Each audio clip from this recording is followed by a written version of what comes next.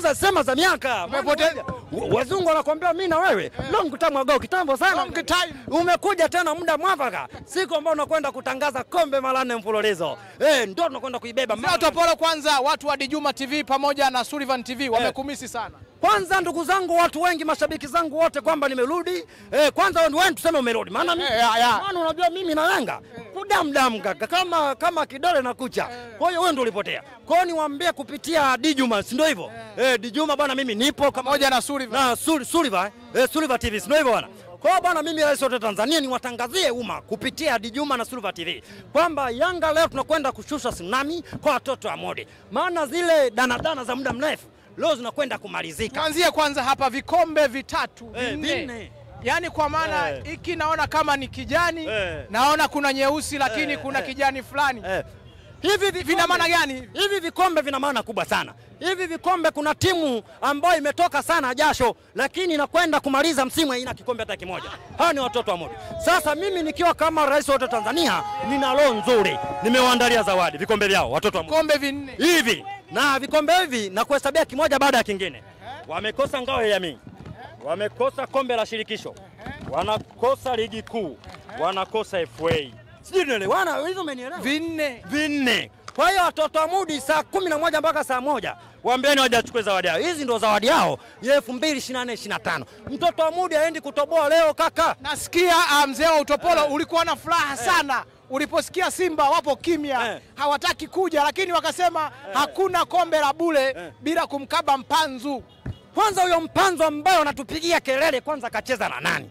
Wamekwenda kukutana na timu ambazo zipige hata chafya kwenye msimamo wa ligi. Wale Ken Gold wale washajifia wale. Hawapigi hata chafya. Yule nani yule Kagera hapigi hata chafya kwenye msimamo wa ligi. Mimi mechi zangu 2 za mwisho Dodoma Jiji wanapiga chafya kwenye msimamo wa ligi, huo ndio ukweli.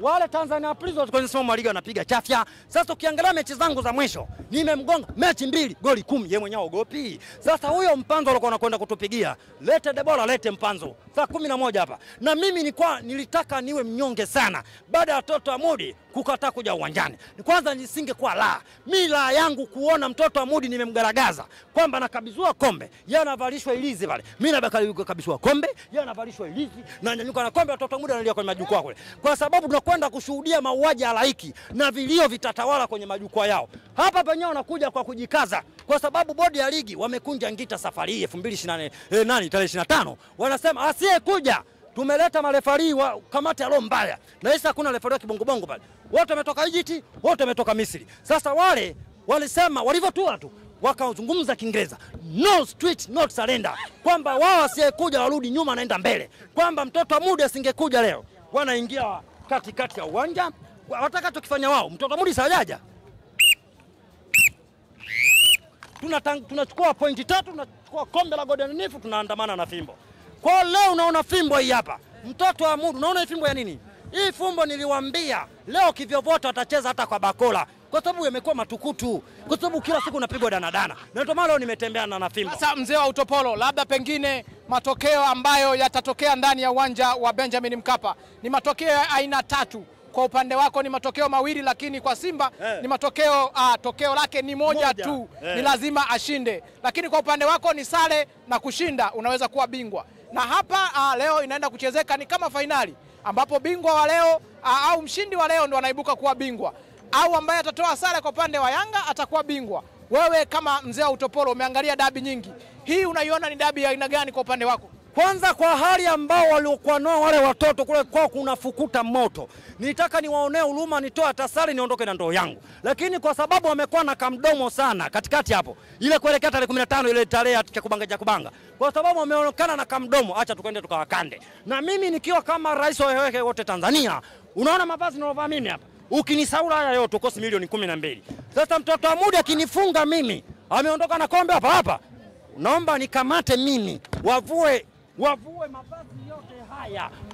Yaani waondoke na mavazi yote na natembea kama nilivyozaliwa mpaka majoe. Mzee wa Utopolo, naomba urudie. Nasema hivi, nikiwa na akili zangu timamu na naomba serikali siingilie swala hili. Naongea kwa akili zangu nikiwa kamilifu. Nikiwa kama rais wa wote Tanzania, sema rais wa kwamba mtoto wa Modi amenifunga kwa Mkapa hapa. Ameondoka na kombe hapa. Mimi sijambulia chochote hapa. naomba wanikamate wasaule nguo zangu zote wasepe nazo, natembea kama nilivyozaliwa mpaka majoe. Mtoto wa Mudi atanieleza ni kwa nini mbwa mkali lakini hana mapembe. Na msimu uliopita alikuwa anasema Simba anyatiwi, lakini Simba huyu na mtimwata na kutila mnazi tu. Simba mbovu ile kaka. Angalia kwenye mechi zao marefari lakini wana mpanzu kule. Mpanzu nani? Mpanzu nasema natamba pande zile. Pande zetu hatambi. Kelele mwisho chalize, ukija mjini Yanga natamba. Na ndio maana tuliwaambia hili chocho hapitagi, ukipita tunakukanda. Kwani kwenye mechi 2 goli 10 ya ugopi? Dakika 90 mzee Utopolo, mimi nitakutafuta na tutashuhudia mashabiki wanapokusaula. Nimekwambia utanikuta na pepea kama kumbikumbi nyikomba zikiwa juu. Kombe la Golden Nifu likiwa juu kabisa. Na kwenda Zanzibar kule. Mtoto wa Mudi hawezi kubeba kombe. Huwezi kwenda kubeba kombe ukiwa na wavulana, mwanaume anabeba kombe. Kule kwao unaona kuna wavulana mtu. Yule Mpanzo wamemleta kwa njia vikoba na miezi mingapi? Wamemchukua kwa njia vikoba miezi 4. Waenda kamkabe Ikangalombo kweli. Na mimi ni kuhakikishia ndugu yangu Dijuma TV. Mtoto wa Mudi leo kuna mchezaji wao anaitwa Kagoma yule. Sijui Ngoma yule.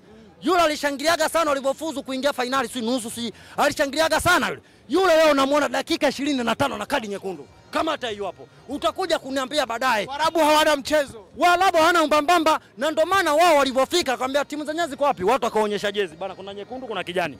Wakaenda pale akasema no street not surrender, turudi nyuma. Lete Toto la Mudi, lete Mpanzo, lete Debola. Nitaligaragaza, nitalidufua, nitaligonga. Yaani nimekwambia mtoto wa Mudi achomoki hata nieleza kwa nini mbwa mkali, kwa nini hana mapembe. Mzee wa Utopolo, tukutane baada ya dakika 90. Kwanza ngoja niangalie wako wapi. Maana nilisikia wanakuja.